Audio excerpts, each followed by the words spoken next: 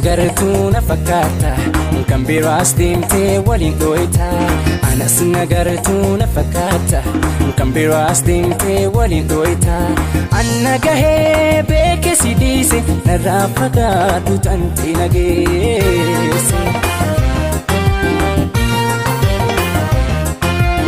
Anas nagartuu na fakkaata kan biroo as deemtee waliin dhooyta. Anas nagartuu na fakkaata kan biroo as deemtee waliin dhooyta. Anna gahee beeke si dhiise narraa fagaadhu tantee nageesse.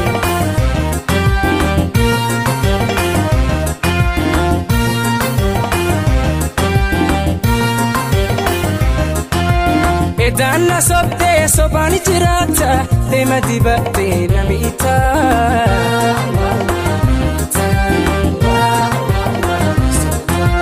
Kijimni kan kee dhugaa fakkaata yemmuu haasoytu ni dhooytoo.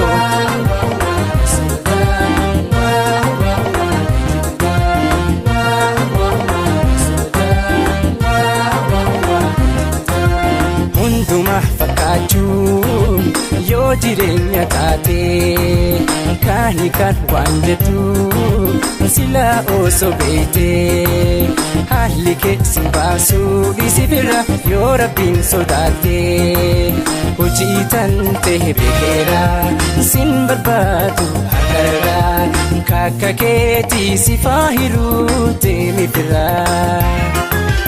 Hojii tantee beekeera sin barbaadu har'arraa kakka keetii si faahiruu deemi biraa.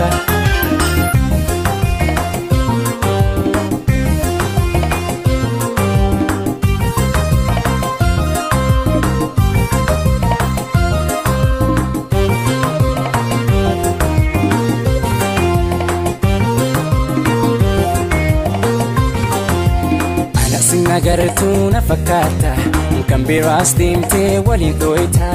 Anas nagartuu na fakkaata kan biroo as deemtee waliin dhooyta. Anna gahee beeke si dhiise narraa fagaadhu tantee nageesse. Anas nagartuu na fakkaata kan biroo as deemtee waliin dhooyta. Anas nagartuu na fakkaata kan biroo as deemtee waliin dhooyta. Anna gahee beeke si dhiise narraa fagaadhu tantee nageesse.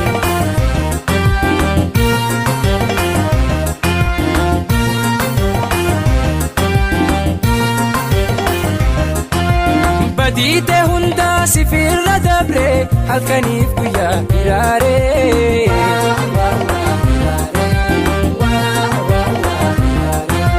Bifaaf qabeenya namaa yoo laatte hunduuni dabraa subeeytee.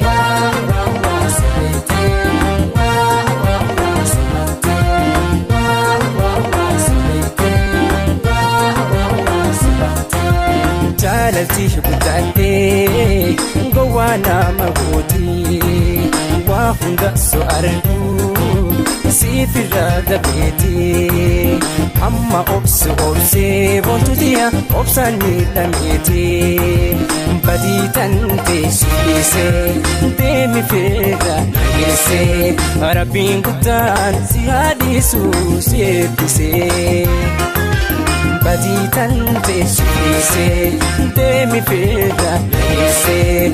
Rabbiin guddaan si haadhiisuu si eebbisee.